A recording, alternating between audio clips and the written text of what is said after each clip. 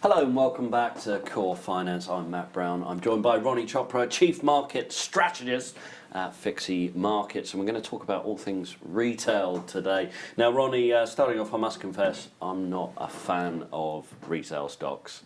Everything has a price. Indeed, but it feels like they're being discounted and they may be discounted again, but hopefully you can tell me otherwise and explain why you potentially like some of these stocks. So we're going to start off with Tesco's. Okay, well, as we know, Tesco got the go-ahead to purchase Booker Yes. day before yesterday. There was a little spike in the share price, and I think that could be the catalyst for these to go a lot higher. Their results a few weeks ago were pretty good, much better than what the market was expecting. Yet the shares, initially there was a fairly positive reaction, but over the coming days after the results were out, they started to fall, and they languished, fell as close to what, 176, 77. They're now trading around the 190 mark. A few years ago these were trading at £4 plus. They've said that they're going to increase their margins considerably, I think to 2% by 2020. And if they do that, then these shares are going to be extremely undervalued. Obviously, the concern is that there's a lot of competition in the sector. Yes. And also now that Amazon has entered the fray with the acquisition of Amazon Foods, although that's in a different league, and there aren't that many stores in the UK of Amazon, of Whole Foods. But Amazon obviously has the buying power to spend a lot of money and to be a possible threat to the likes of Tesco, Sainsbury's, Morrison's, and to the German retailers, Aldi and Lidl. But at the moment, I'm fairly bullish on Tesco. We've also got Black Friday coming out, we've got Christmas. All these food retailers generally do very well in the run-up to Christmas. Everyone's going to eat, spend a bit of money, and yeah, I see these going higher. I mean, with regards to the Booker deal, it took a long time, but it finally got across the line, and that's good, and possibly a good acquisition for Tesco. The synergies, they're going to save £200 million per year, which is extremely earnings enhancing. So it's a decent acquisition. Do you think Tesco should do a Sainsbury's? I mean, Sainsbury's obviously with the Argos. With the Argos deal, do you think that was a? I mean, at the time, I think a lot of people looked at the Sainsbury's Argos deal and said, actually, hang on a second, is this the right thing to be doing? But it appears to have worked out very well for Sainsbury's. Yeah. Do you think Tesco's will start looking at in that space? I mean, is there anything left in that space? I mean, why the authorities allowed the acquisition to go through was because obviously Tesco is one of the biggest, well, is the biggest retailer in the UK. That there wasn't going to be any overlap between Booker and Tesco, because otherwise the Monopolies and Mergers Commission, or whatever it's called nowadays, would not have allowed the deal to go through. I think there will be some kind of Argos-y type thing with Tesco, but we have to wait and see. Understood. Well, let's have a look at Marks and Spencer's. Again, recent results actually probably not as bad as some had expected, but again, it still feels like a company in transition, and there are things that Tesco that Marks and Spencer's needs to do to reach out and improve its sales and improve its product and fashion lines. Is this one of these? I think it does need a complete revamp. I mean, the food business is doing well, but now they're saying that even there's a lot more competition in the food sector with the likes of even Lidl and Aldi with their own Premier range. Obviously, we have Waitrose and Sainsbury's competing with the likes of Marks and Spencer on the food side. Clothes still a little bit dreary, isn't it? It's that kind of grandma kind of mode of things, but they do have some very nice items nowadays. And again, I mean, I don't know why they're languishing at £3. They've gone ex-dividend, obviously a few pence off the share price. I can remember these at 15 years old, so whatever, 28, 29 years ago. These were trading at £5–6 a share. Okay, and where was the FTSE then, and where is it now? So these are completely undervalued in terms of where they were many years ago, and they're still a global player. They have shops all over the world. They have even stores in India, which are doing fairly well. But with these, I think they have been bid for before by the likes of Philip Green at £4 a share. maybe 6, 7 years, no, probably longer, about 10 Yeah, years about ago. 10 years ago, About 10 years ago. And then they were bid for, I think, around the £4 mark. But I reckon, with the weak pound, these are a sitting duck for an overseas predator. Whether the UK government would allow this kind of crown jewel to be taken over by a foreign predator is another question. Well, I think there were. I mean, you look at Cadbury's going, and you Exactly. look. I don't. But that was a different government. Yes. I think times have changed since Cadbury's, and also with Cadbury's, what Mondelez did was not right. They said they weren't going to get rid of X number of jobs, but did they? Yes, exactly. Exactly. So, with the relatively weak pound at the moment, these languishing at multi-year lows, a global name. It certainly is one of the recognised retail names globally. There's no reason why if they don't get their act together, then of course low interest rates, private equity, etc. Decent profits, cash flow still. Dividend yield I think of about 6% currently. They're attractive. Understood. And let's have a look at something else. Dixons Carphone.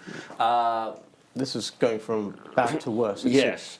And we've got, obviously, you mentioned Black Friday and Cyber Monday as well, and I think they're already discounting some of their products ahead of that to really kind of draw some interest. But also, they should also be a major beneficiary of the iPhone because they are the #1 electrical retailer.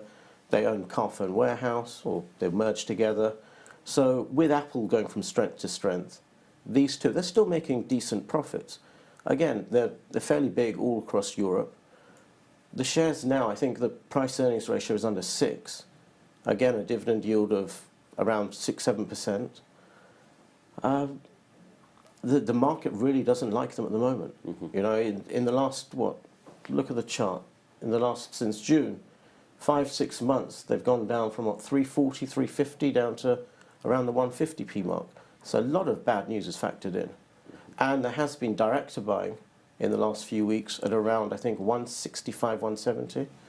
So that's always, a fairly good sign that the directors are putting their money where their mouth is. But yeah, it's come down far too much. Okay, and let's move across the pond to Macy's. Again, an underperforming retail stock. Yeah. We're looking at the US, and this is a very clear indication of what's happening in the retail space in the US. When you look at Sears, you look at JCPenney, you look at Macy's. Now, again, is it a similar situation in the US that we're seeing in the UK? It looks like it, but again, Macy's, they own their flagship store on, 32nd Street? It's Bloomingdale's, or Macy's? Yeah, Macy's. And as you say, Bloomingdale's, they own Bloomingdale's.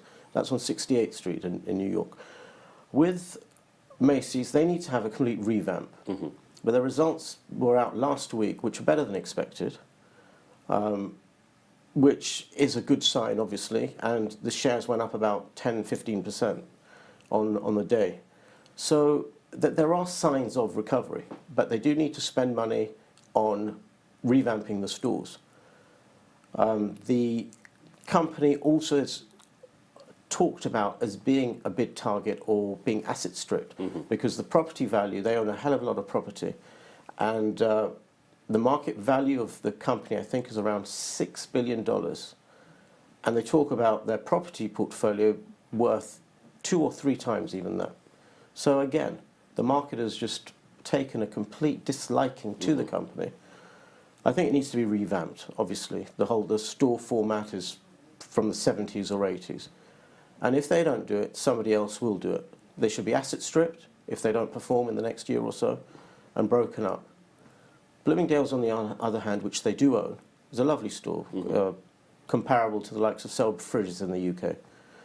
And they seem to have got their act together. So I don't know why they don't have the same format in Macy's as they do in Bloomingdale's. But yes, at these levels, again, they're world recognised. The likes of an Arab company, for example, taking over Macy's, whether the US government or whether Donald Trump would allow is another question. Because they've got even stronger protectionist policies when it comes to Arab or Indian or Chinese companies coming in and acquiring assets in the US. also, maybe there's the concern of Jeff Bezos with Amazon, especially for Macy's. But the other thing is that the relationship between Bezos and Trump is not very cordial. Mm-hmm. In a way, Trump is probably jealous of Bezos's wealth, being the richest guy in the world. Yes.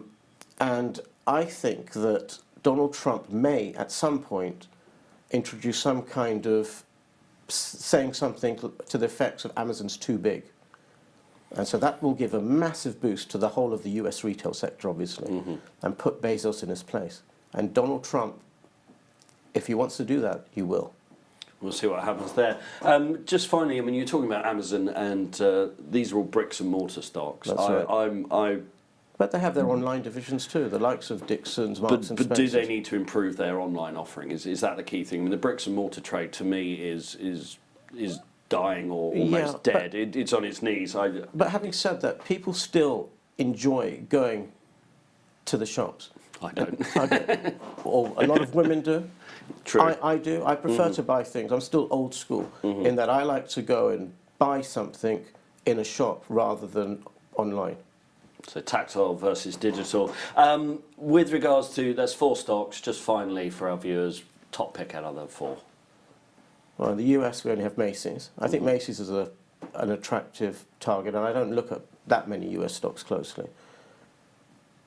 I think all 3 of them are pretty good. So, as a riskier one, I think Dixons has more potential to go up quicker, especially if Christmas figures that are out in January are better than expected.